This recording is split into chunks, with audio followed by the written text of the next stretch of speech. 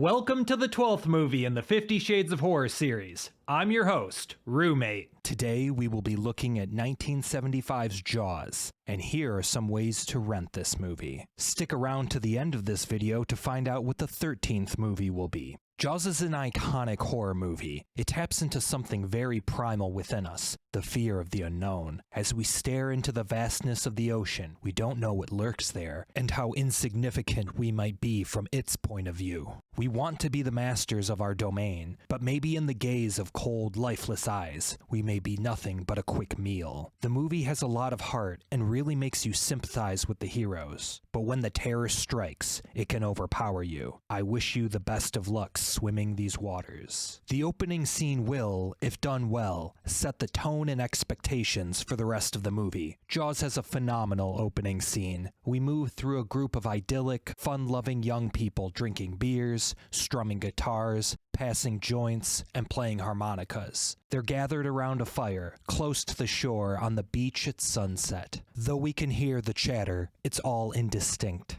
It puts us in a cheery, playful mood. We see a young man and woman making eyes at each other, and they run off to swim. The dude can't handle his booze as well as the chick, so he stumbles along, ultimately passing out on the shore as she dives into the water. We see through the shark's POV as she treads, until we see her being yanked around as the shark attacks her. After a quick, hopeless battle, she is taken underwater, never to be seen again. The struggle to have a good time while staying blissfully unaware of the surrounding horrors is set up perfectly in this opening scene. We're introduced to the movie's protagonist, Police Chief Brody, as he reacts to the attack. He's a man of action. As soon as he learns of this shark attack, he sets out to make signs to shut down the beach, even going so far as to personally stop some Boy Scouts who were out swimming, which brings him into conflict with the mayor. He explains, Amity is a summer town.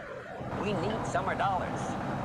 If the people can't swim here, they'll be glad to swim at the beaches of Cape Cod, the Hamptons, Long Island. Reluctantly, Brody plays ball, allowing the beaches to remain open, but takes a personal, watchful eye, ready to jump in to save the day if anyone is in trouble. The shot composition and editing of this movie is top-notch. As Brody surveys the beach, the cuts between him and the people in the water are masked with extras walking past the camera. The splashes of the children playing cues other camera angle switches. When the editing has these in-world motivations, it draws the audience into the story even deeper. And complementing these editing choices is the iconic score from John Williams. The motif of the slowly building E-F, E-F, E-F, E-F, E-F creates a sense of dread and impending doom. The fear is palpable. Already rattled with nervous energy, the grim resolution we get comes as the shark claims its second victim. This bloody event gets Brody's attention, and we are led into his mental landscape with this amazing shot. This technique is called a Dolly Zoom, where the camera is wheeled towards the subject while simultaneously zooming out. This creates an effect where the subject takes up relatively the same amount of the frame from the beginning of the shot to the end, but the background changes from showing what is far behind the subject to only their immediate surroundings. The Dolly Zoom is great for conveying a sense of mental upheaval, as it feels like what we experience when we're confronted with a sudden, terrible truth. It's heart-wrenching to see all these parents rush in to save their children and come back to the shore, only to see Alex's mom alone still looking for her boy. This is the essence of great visual storytelling. The idea doesn't need language to convey itself. It's something so primal and visceral that it can be understood through only what we see. It's brilliant, and a big part of why this movie is such a classic. Also, note how the movie slowly raises the depictions of violence. When the lady is attacked, we only see her reactions, with the visual carnage being limited to seeing her hand in the aftermath. When the boy is attacked, we see a veritable fountain of blood. This escalation continues throughout the movie, making each confrontation with the shark hit us harder, thereby keeping our interest and never allowing us to relax. Because the worst has yet to come.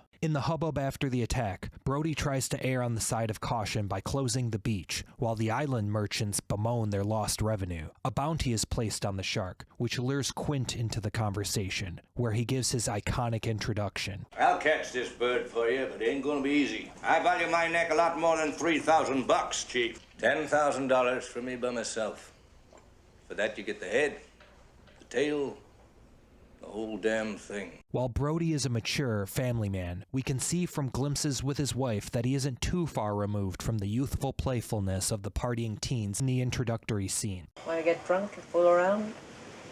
Oh, yeah. Quint, on the other hand, is grizzled with a hardened outlook on life. His cold, rugged self-reliance makes him a formidable force within the plot and distinguishes him from the heroic compassion of Brody. In short, they're both strong, well-defined characters that have similar goals, but distinct enough values that they never once come across as redundant. Hooper, a marine biologist Brody calls in, rounds out the trio of men that will set out to destroy the shark that menaces Amity Island. Hooper wants to examine the only recovered body, and his expertise becomes readily apparent. Despite his technical focus, Hooper is obviously shook by the sight of this poor victim, so while he maintains his professionalism and scientific objectivity, it doesn't come at the expense of his relatability as a caring person. The bounty brings all the wannabe shark hunters out of the woodwork, resulting in a tiger shark being caught. The reaction of each of the leads is different. Brody, who hopes the community can return to safety as soon as possible, is quick to call this a victory. Quint laughs from the distance, knowing by instinct that this smaller shark couldn't be the beast. And Hooper has his doubts, not ruling out any possibility, but wants to examine the shark's insides to be sure. After getting sufficiently liquored up, Brody and Hooper cut the shark open, finding no trace of the boy. Hooper persuades Brody to go looking for the shark immediately, which brings them out to a wreckage. Hooper boldly dives in to examine the ship's hull, and is shocked by the corpse of the ship's captain. This is easily the most effective jump scare we've seen in the challenge yet, as our attention is focused on the rest of the water for signs of the shark. So when the pure black hole in the ship unexpectedly reveals a horrific human face, we are just as shocked as Hooper is. It doesn't get much better than that. While the audience is more spooked than ever, the mayor continues to be unimpressed. He needs to feed the endless hunger of Enterprise, and so dismisses the heroic actions of Hooper as self-motivated clout chasing. The beaches stay open, leading to another attack. Halfway through the movie, we finally get a glimpse of the shark. We see a fresh limb torn from the latest victim, all up close and gory. Raising the personal stakes for Brody, one of his sons was close to the attack. He faints from the shock and needs to be personally rescued by his dad, and his other son looks on, sad and frightened. While the mayor contemplates how to save face, Brody decides that it's time to put up or shut up. He takes Hooper to hire Quint, and the two don't get along so well. Brody acts as a mediator, but the theoretical expertise of Hooper and the practical expertise of Quint causes them both to underestimate the other. Tensions only escalate as they get out onto the waters. Brody, with the least seafaring experience, is given the most menial jobs,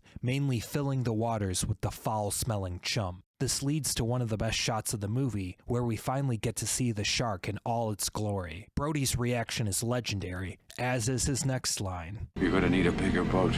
And Brody isn't joking. He wants to call the shore for another boat to come out and get them, but Quint's self-reliant foolhardiness won't allow him to ask for help. So after Quint bravely stands off the edge of the boat, landing a shot that will help them track the beast, they plan on waiting through the night until they get a chance to finish their grim job. This gives Quint and Hooper a chance to bond. As they drink through the night, they start to show off wounds from their trials at sea. What starts out as jovial banter between some rough men proving their stoicism takes a sinister turn as Hooper points out a tattoo on Quint. He relays that it's from his service on a Navy vessel in World War II, on a boat that was sunk by Japanese torpedoes. Quint proves himself to be a masterful storyteller as he regales us with his time spent afloat with his shipmates, waiting to be rescued. He describes the sharks attacking them, one by one, with nothing to do but wait their turn. That shark, he looks right into you, right into your eyes.